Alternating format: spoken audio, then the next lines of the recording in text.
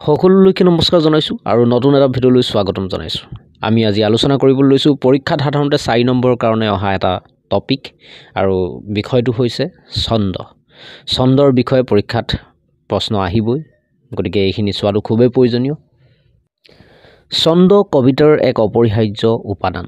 শুনিবলৈ শুৱলা আৰু আকৰ্ষণীয় কৰি ভাষা সজোৱা যিটো ক্ৰম তাক ছন্দ বোলে। ছন্দৰ উপাদান দুটা, ছন্দোবদ্ধ আৰু ছন্দ স্পন্দন। ছন্দোবদ্ধ হ'ল ছন্দৰ বান্ধোন আৰু ছন্দ স্পন্দন হ'ল ছন্দৰ কঁপনি। ছন্দৰ অৰ্থ হ'ল উচ্চাৰিত ধ্বনি বিন্যাসৰ স্পন্দনজাত সৌন্দৰ্য। ছন্দ দুই প্ৰকাৰৰ, মিত্ৰাক্ষৰ ছন্দ আৰু অমিত্ৰাক্ষৰ ছন্দ। এতিয়া আহিছোঁ মিত্ৰাক্ষৰ ছন্দলৈ। স্বৰণান্তিক ধ্বনিৰ মিল প্ৰধান ছন্দকে মিত্ৰাক্ষৰ ছন্দ বোলে। স্বৰণান্তিক মানে হৈছে অৰ্থাৎ চৰণৰ শেষৰ যিটো আখৰ মিল, সেই শেষৰ আখৰৰ যিটো মিল, সেই মিলক কি বুলি কোৱা হয়? মিত্ৰাক্ষৰ ছন্দ বুলি কোৱা হয়। উদাহৰণ এটা দিবলৈ চেষ্টা কৰিছোঁ। কেলৈ লাগিছে সেন্দুৰীয়া গাল, ফৰিং প্ৰেমিকৰ জুই, কোৱা ভাতুৰি ওঠৰ তলত, ফেটিসাপ থাকে শুই। দেখিবলৈ পাইছে ফৰিং প্ৰেমিকৰ জুই আৰু ফেটিসাপ থাকে শুই। স্বৰণান্তিক যিটো ধ্বনিকেইটাৰ মিল হোৱা দেখিবলৈ পোৱা গৈছে, সেইকাৰণে ইয়াক কি বুলি কোৱা হয়? মিত্ৰাক্ষৰ ছন্দ বুলি কোৱা হয়। নেক্সট অমিত্ৰাক্ষৰ ছন্দ। স্বৰণান্তিক ধ্বনি অমিলক অমিত্ৰাক্ষৰ ছন্দ বোলে। অৰ্থাৎ মিত্ৰাক্ষৰ ছন্দৰ বিপৰীতটোক অমিত্ৰাক্ষৰ ছন্দ বুলি কোৱা হয়। যেনে ৰাত্ৰি স্বৰ ছয়বিনে আৰু যত প্ৰাণী, জগতে ৰজনা যোগে সুখদ বিশ্ৰাম, লভিছে শয়নে শুই চিন্তা পৰিহৰি। ইয়াত তোমালোকে কোনো ধৰণৰ স্বৰণান্তিক শেষৰ আখৰ মিল দেখিবলৈ পোৱা নাযায়, সেইকাৰণে ইয়াক কি বুলি কোৱা হ'ব? অমিত্ৰাক্ষৰ ছন্দ বুলি কোৱা হ'ব। নেক্সট পদ বা পয়াৰ। 14 আখৰৰ দুটা শাৰী থাকে। ক'ত থাকে? পদ আৰু পয়াৰত 14 আখৰৰ দুটা শাৰী থাকে। যেনে প্ৰথমে প্ৰণামো ব্ৰহ্মা ৰূপী সনাতন, সৰ্ব অৱতাৰৰ কাৰণ নাৰায়ণ। ইয়াত দেখিবলৈ পাই যে প্ৰথমে 3টা, প্ৰণামো 3টা, 6টা, ব্ৰহ্মা 2টা, 8টা, ৰূপী 10টা, সনাতন 14টা। গতিকে 14 আখৰ দুটা শাৰী দেখিবলৈ পোৱা যায়, যিটো উদাহৰণত আহে, আৰু সেই উদাহৰণটোৱে হৈছে পদ বা পয়াৰ। নেক্সট দুলৰি। দুলৰিত 6+6+8 মাত্ৰাৰ 6টা পৰ্বৰ দুটা চৰণ থাকে, মুঠ মাত্ৰা 40টা।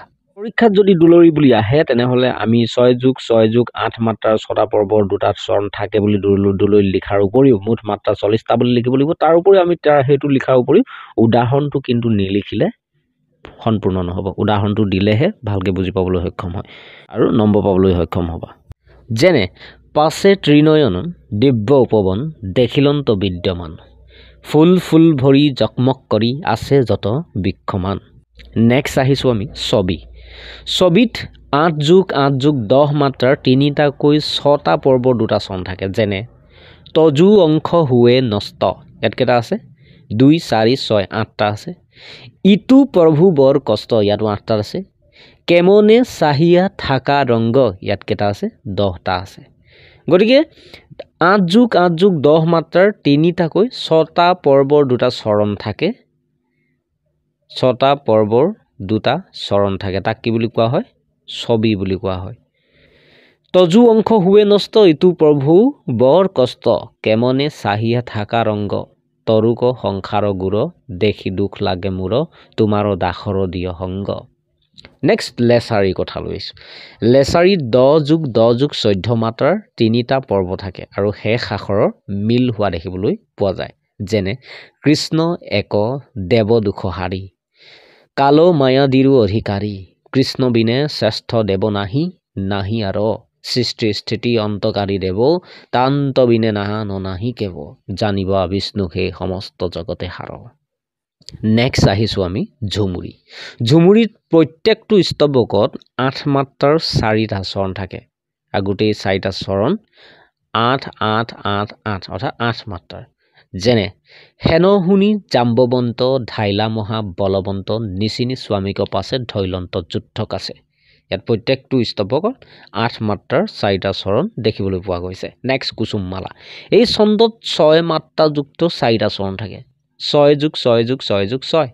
যেনে নমো নিৰঞ্জন, পাতক ভঞ্জন, দানৱ গঞ্জন, গোপিকা ৰঞ্জন। ইয়াত 6+6+6+6 দেখিবলৈ পোৱা গৈছে। গতিকে ই কিহৰ উদাহৰণ হ'ব? কুসুমমালাৰ উদাহৰণ হ'ব। তেন্তে নিশ্চয় ভিডিঅ'টোৱে সহায় কৰিব বুলি মই আশা ৰাখিছোঁ। ভিডিঅ'টো ইমানতে সামৰণি মাৰিছোঁ। ধন্যবাদ।